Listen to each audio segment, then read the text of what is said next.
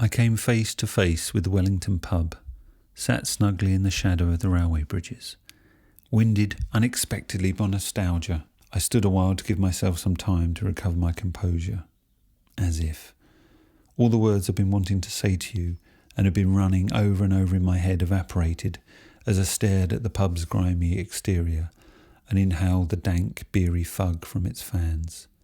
When I peered in through the window, the drinkers were cocooned in a perpetual dusk, illuminated by bloated pockets of light emanating from cut-price chandeliers.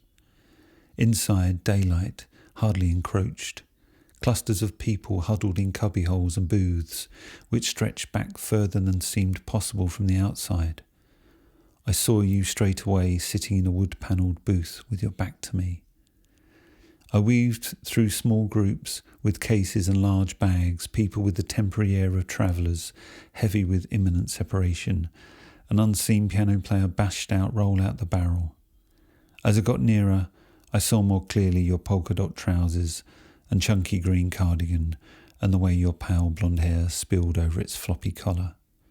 It was always the same, and yet each time I'd forget, no matter how determined I was to keep up my guard.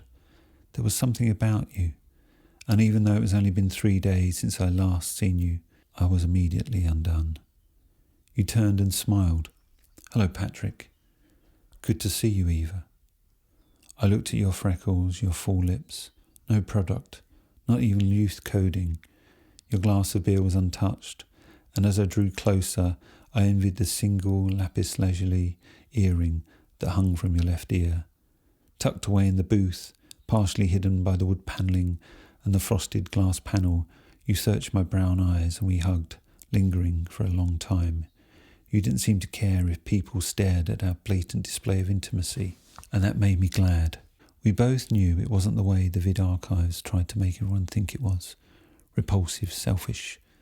This was different, and we both drank it down. I was completely content to stay with you and let my foolish, destructive plan go. "Where have you been?" I asked. "I was worried about you." "I'm sorry I went away so quickly." "You should have told me," I said. I put the other earring on the table. "So you found it?" "I've been trying to find you. There were too many things to say. What happened to your apartment?" "I don't know. I think it was the detectives." "I'm not sure it matters anymore," you said. You reached out your hand and laid it on top of mine. The booth was suspended in air. It was very hard to imagine anything outside of it existing. "There is something I need to tell you," I began. "We've been through all of this. It's something else, Eva."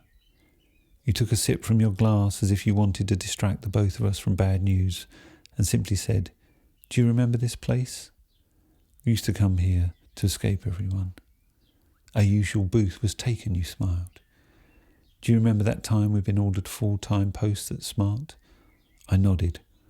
"So many of the other interns didn't make it, and they were so jealous," you said. "We still had a fair bit of internship left, but we were on such a high that night.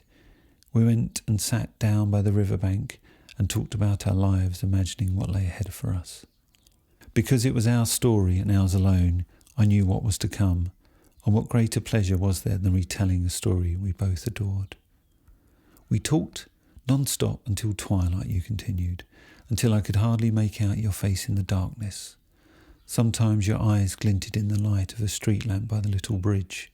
The darkness made me feel brave enough to talk about love, the real love you spoke about when we first met." I sipped from my pint. "Patrick, do you remember saying it felt like you remembered me from a long time ago?" I nodded again, as if it were my only valued possession. A small tear shone on your cheek horribly, as if signalling something was about to end. "Yes, I do," I replied. "I feel that too." I brought you closer. We both knew what the other was thinking. The song we played at the riverbank. My voice, barely a whisper, hummed it to you. "Shone your light into my heart just when I needed it. You woke me with a start just when I needed it. Your eyes cut through the dark, shone your love light into my heart. Shine, shine, just when I needed it." "I still feel that way," I said. "Do you?" Of course, I said, and your grip tightened. You smiled. You look rough, so people keep saying.